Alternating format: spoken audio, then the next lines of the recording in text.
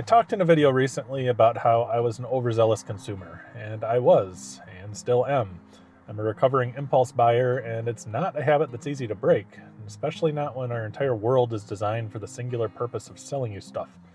By and large, I think it's a good thing that there's so many options, but the entire system hinges on one simple fact. People are gullible. Over the past few years, there's been a growing trend and sentiment towards minimalism, and in the past year, I've gotten to try it out for myself just out of pure necessity.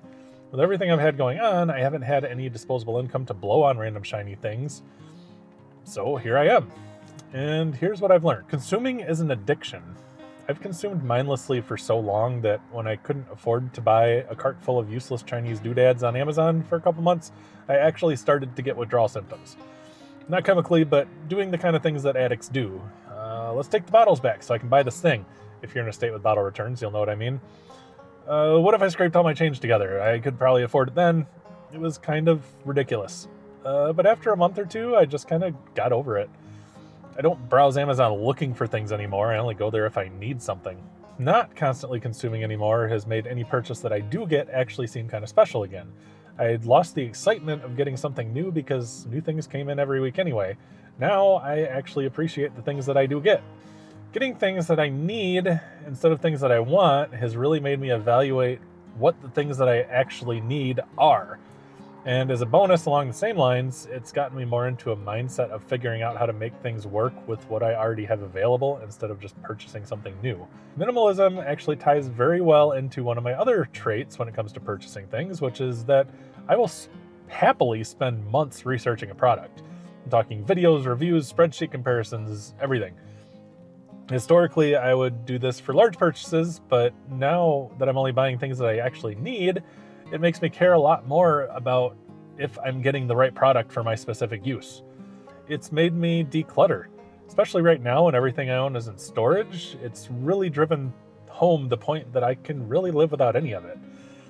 Leading up to our move, I had already gotten rid of a lot of things. I had a garage sale, not worth it by the way, after which I donated all the clothes, and anything that was left after that just went straight into trash bags into the road. Now that I've been living without constantly being surrounded by everything I thought I valued, it made me decide that most of the things in the storage unit won't be moving into the new house with me.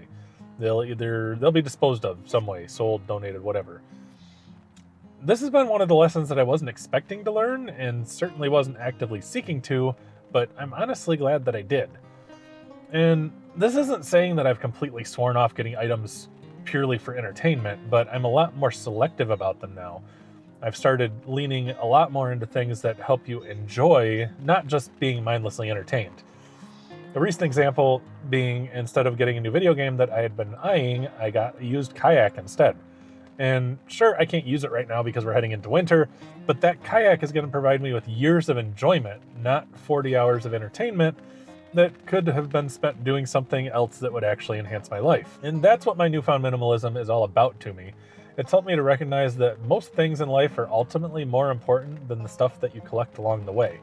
And the stuff that you do collect should have a clear and concise reason behind its existence in your life. It's been a massive effort on my part, but generally anything worth doing is. And every time I push off a purchase that I don't really need, looking at you, desktop water fountain, I've forgotten about it the next day, and my desk at work somehow never really seems to be empty without it.